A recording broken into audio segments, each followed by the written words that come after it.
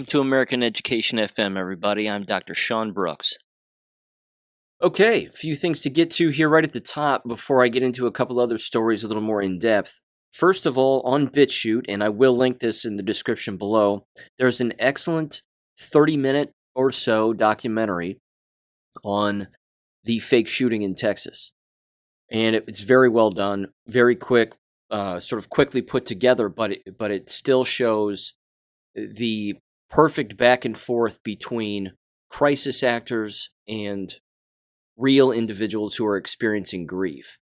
And within this particular documentary, so to speak, the individual, again, does a very nice job of showing at the bottom of the screen the fake parents in Texas, and then he ends up sort of backtracking to previous episodes like the Sandy Hook charade and all of that, and showing them as well, showing them laughing and smiling, and more importantly, he hones in on the fact that none of them are creating any tears whatsoever, that none of them are crying. But then again, like I said, he shows excellent footage that proves that grief, real actual grief from an actual death of someone, is remarkably authentic, as opposed to, again, all of the crisis actors, including, I might add, the very news anchors themselves. Again, at least 2 news anchors from ABC ended up making their way down to Texas. One of them was Amy Rohrbach, and then the other was the host of the ABC nightly news show. And there were others as well, of course, from multiple news stations, but it's all just fake crying. None of them are actually pulling up any tears whatsoever. It's incredible. And again, what's interesting about the documentary, and it sort of is a thread that sort of runs through the entire thing, is that the guy who put it together is talking with a law enforcement officer that he's either friends with or knows. And he ends up asking him, hey, look, this particular situation, what would have been done in this particular situation? Is this normal? Because they did this. Does that sound normal? Again, he asks him a lot of questions about identifying the bodies and who's allowed to do that and how does that happen in XYZ. What's interesting, of course, throughout the documentary is he ends up asking the guy consistently, hey, look, is it okay if I show you this documentary when it's done and you give it a watch? And he goes, yeah, I'll watch it, no doubt about it. And then at the end, and I'm going to kind of spoil it here, but at the end of the documentary, which again proves it beyond a doubt that it was just crisis actors, is that the response that he received back from his law enforcement buddy was that he was ashamed, and that he should, and that the guy who made it should be ashamed for making the documentary. So even with all of that proof of the crisis actors, and reaching back through history and showing some of the previous examples, again from Sandy Hook and a few other things, I think, even that law enforcement officer wasn't willing to change his mind that it was an actual shooting, that people actually died. See, that right there is the trick.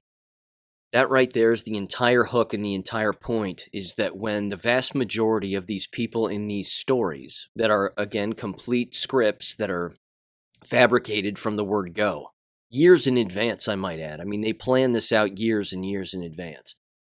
That if the vast majority of the quote-unquote victims are kids, then no one is ever going to question that.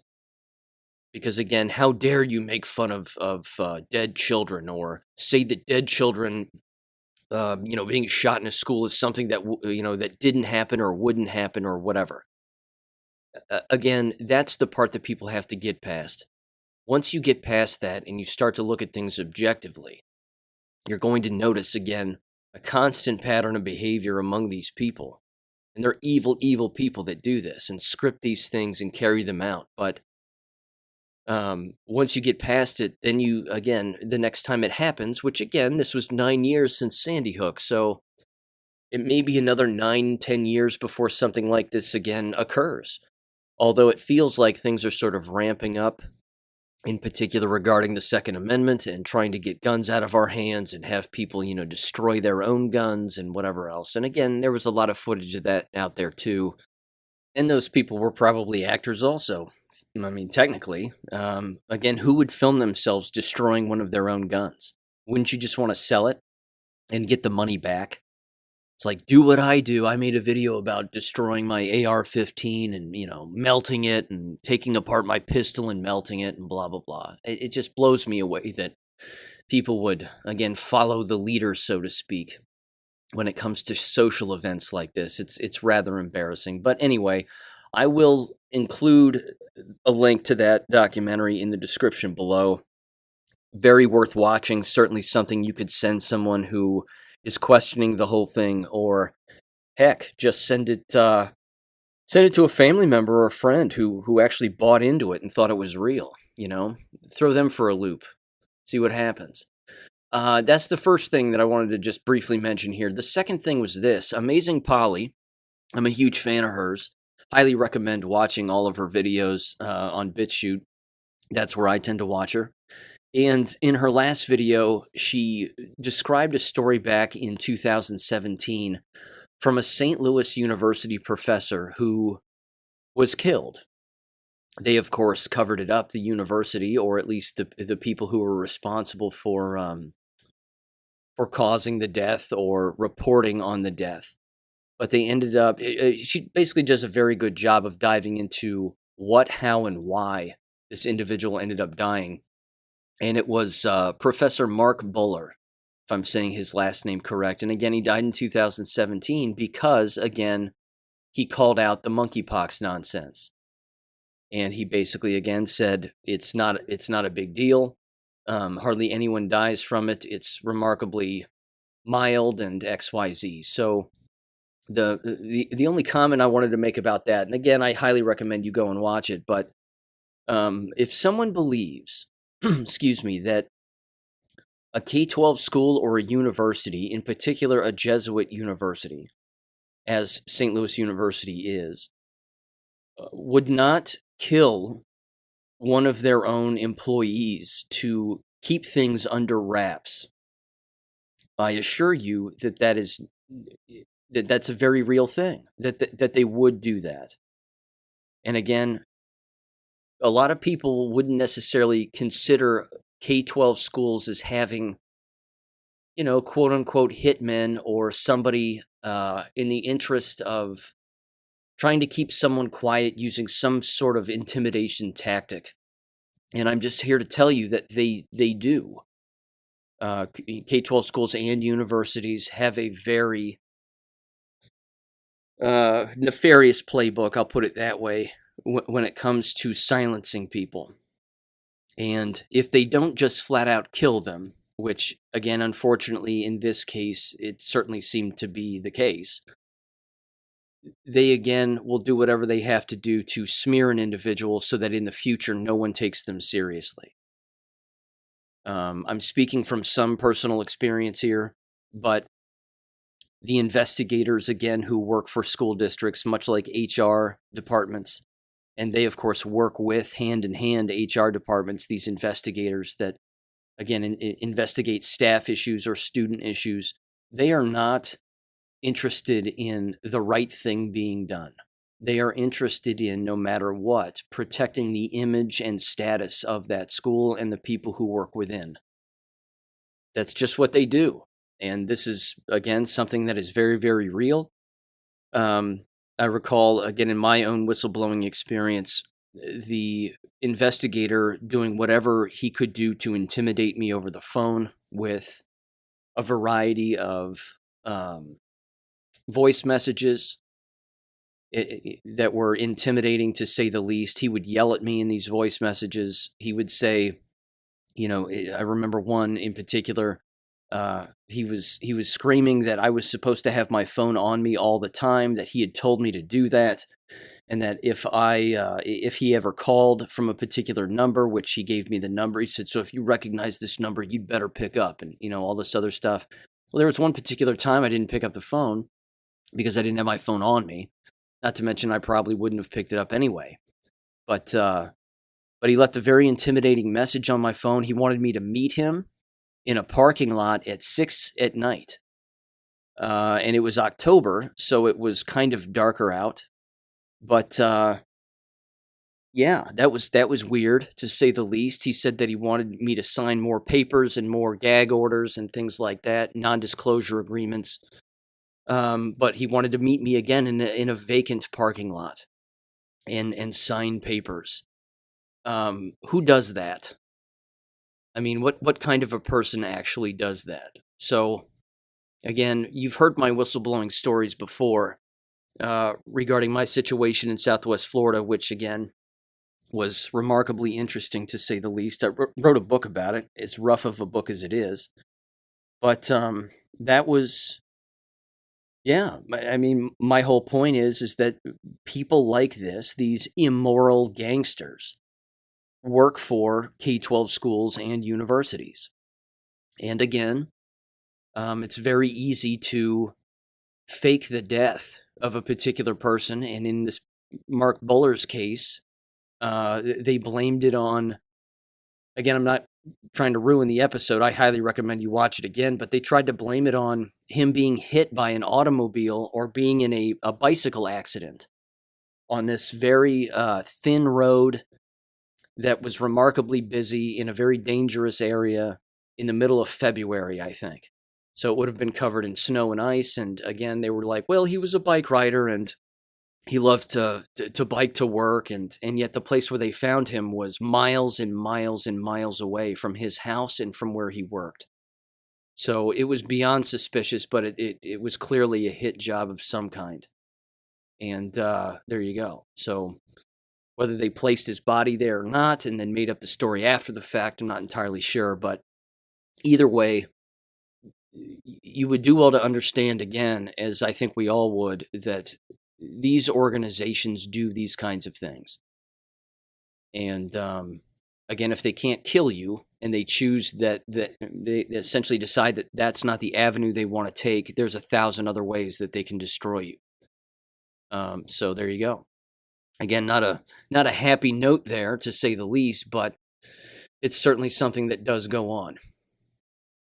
Now, here's something else that occurred that again sort of skirted the mainstream news. Certainly, um, there was a student who was killed on LeBron James's I Promise school campus, and this comes from TotalProSports.com. Of course, there's lots of other outlets that have this particular story, but it's titled "3 Arrested for Killing Student on LeBron James Founded I Promise School Campus." It says the family and friends of the 17-year-old boy who was beaten to death near I Promise in Akron can now sleep a little easier tonight, knowing that the people responsible for the death of their loved one are locked up. Ethan Limming, if I'm saying that right, who was found in the parking lot near the basketball courts of the I Promise school, died during a blunt force head injury. The U.S. Marshal Service announced 3 men have been arrested in connection to his death. Police said Lemming and 3 of his friends went to the school and that members of their group apparently shot toy water gel guns at 4 people playing basketball on the courts at I Promise school. The players ran away as 2 in Lemming's group ran in their direction, police said. The players then turned around, ran back, and confronted the teens at their car. A fight started, police said, with Lemming, or Liming, again, I'm sorry for mispronouncing it, ended up being pronounced dead at the scene. WOIO reports that U.S. Marshals arrested 21-year-old Donovan Jones and 19-year-old Tyler Stratford and 20-year-old Deshaun Stratford Jr. Authorities said they tracked these 3 suspects to homes in the areas where they were taken into custody. Yeah, there you go. So, I don't follow LeBron James's tweeting by any stretch of the imagination, if he still does that. But yeah, funny how that particular story just seems to skirt the mainstream. The individual who died was white. The 3 people who killed him were black. And there you have it. One final education-related story here, and again, this is occurring in my state, which you've heard me comment on this in the past. Huge mistake, I think. It's setting up, again, the deep state to engage in an actual real shooting within a school, if not, again, another fabricated one.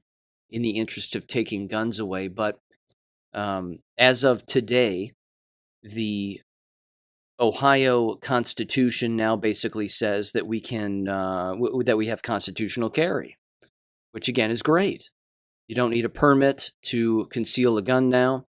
We always had open carry, so you could carry a gun on you, but it had to be out in the open, on your hip or something along those lines, or a rifle slung across your back or whatever. But you had to have a permit, as I have and many Ohioans have, to carry a gun concealed. But now, of course, you don't, which again is a good thing. Again, where this gets real shady is not only is that now law, but DeWine has also signed a bill here that reduces the required training for teachers to carry guns in schools. And again, you've heard me bring this up before, that I'm not against teachers carrying guns. I'm not against teachers carrying guns in their automobiles. See, that right there is even something that you weren't allowed to do. If there was some nonsense sign outside in the parking lot that said gun-free zone, as a school employee, you were not allowed to have a gun in your car. So I've always thought that was unconstitutional. Yeah, that's just, that's the way that it is.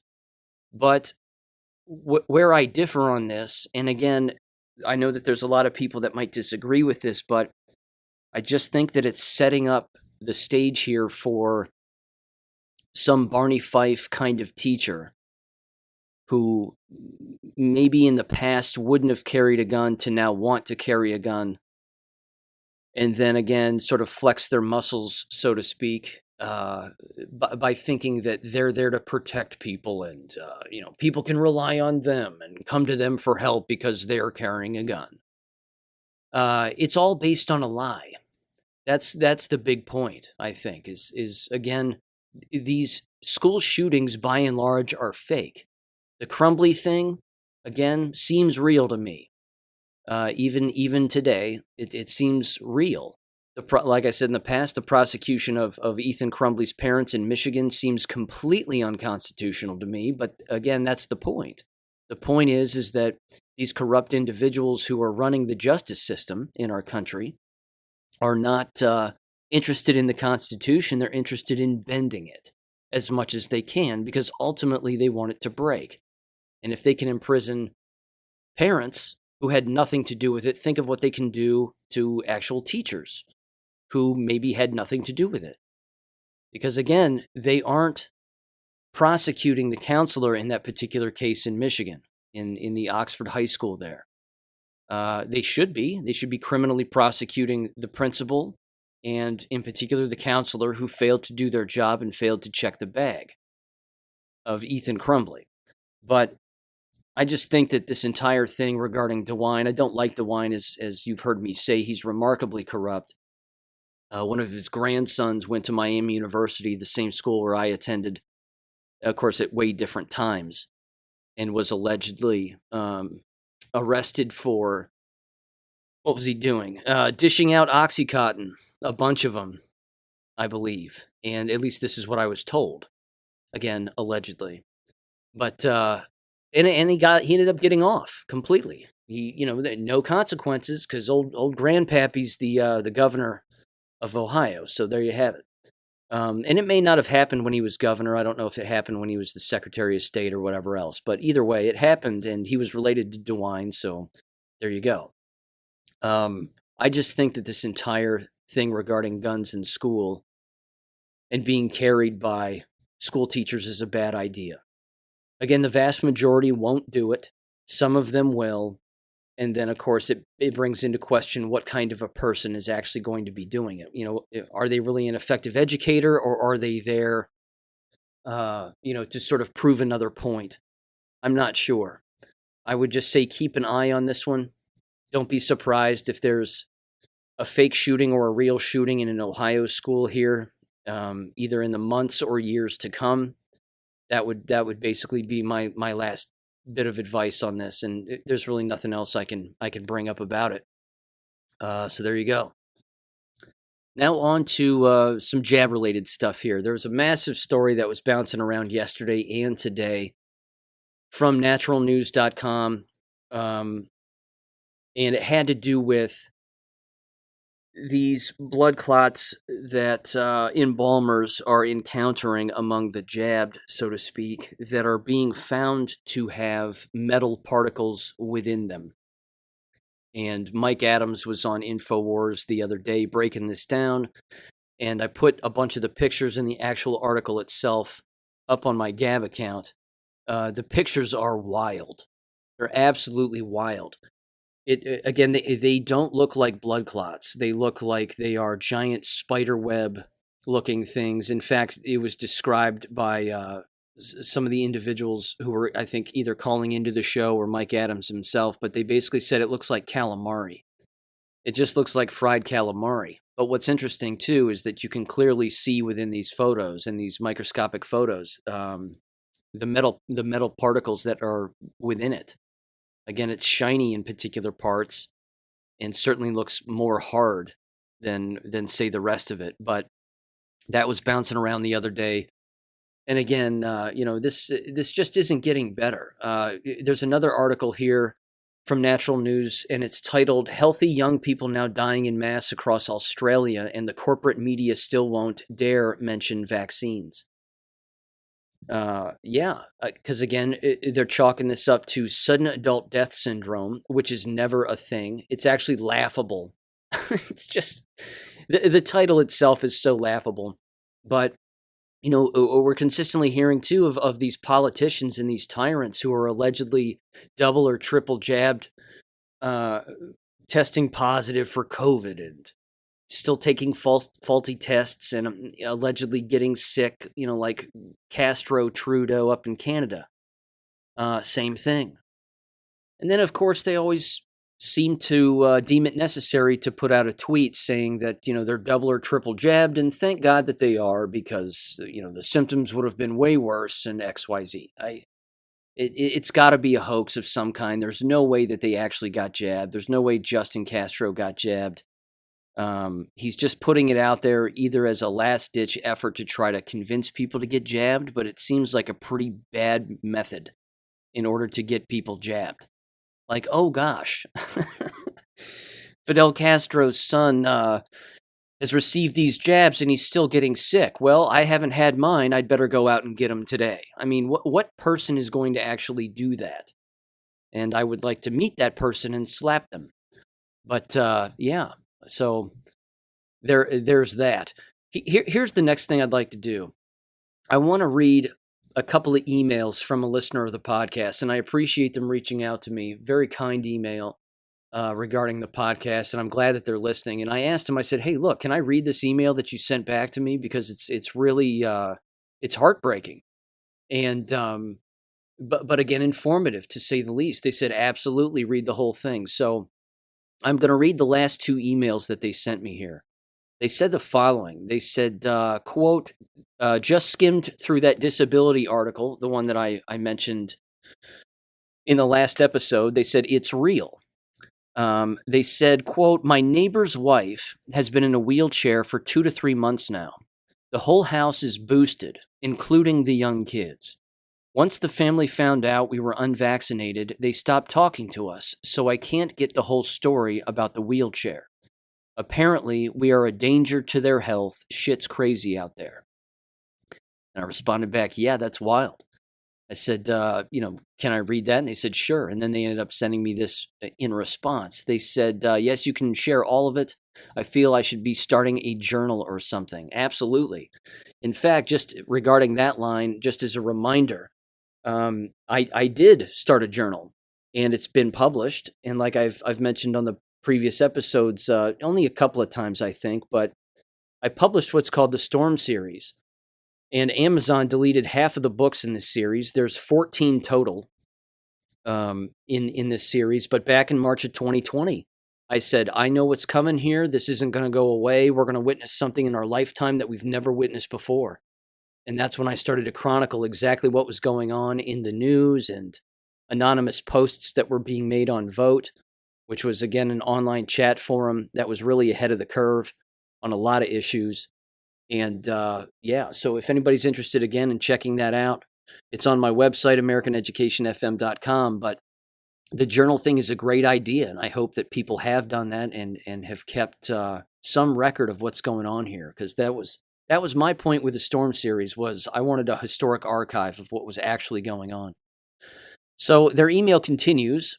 It says, quote, "My uncle also has some strange things going on, which sounds like a appendicitis, but it's on the wrong side. He's 4 shots in. My wife's uncle, who is much older, also has a blood clot in his brain. He's another one that we aren't allowed over to their house because we are unvaccinated. So I can't get the whole story or timeline of the shots. He's 4 shots in as well at this point, but the blood clot would have been around 3. Wow. It continues. It says, it's all very sad with the neighbors. The kids leave the house masked and wait for the bus masked. They keep the masks on all day, including outdoor track and field events. I don't know for sure what's going on with the wife, but remember when the shots were available for the 5 to 11-year-olds, they couldn't wait to get them in there. So we would assume everyone in there is boosted at this point. I don't have the type of relationship with them to walk over and hand them the Pfizer documents with sections highlighted. In fact, they are new to the neighborhood, and the first thing out of the husband's mouth when I met him was that I hit his wife's car with a pine cone while mowing my lawn. Wow. So we got some uptight people, clearly. I tell you what, the brainwashing is astounding, too. It continues. It says, you can't make this stuff up. The second encounter, he pretty much accused me of stealing property, which proved to be false after he paid for a survey which revealed we owned much more than we thought. Late last year, my kid asked their kid to play in our yard after school, and the first thing out of their kid's mouth was asking our vaccination status. My kid said, no, we aren't, and that was the end of that. We suspect that the child told the parents, and that's pretty much the last time they talked to me. In fact, they go out of their way to avoid me, which is somewhat comical at this point. I don't know if praying will be enough for these types of people, although I know I should try." Unquote. Absolutely incredible. Again, that kind of stuff is exactly what I lay out in the Storm books. These stories matter.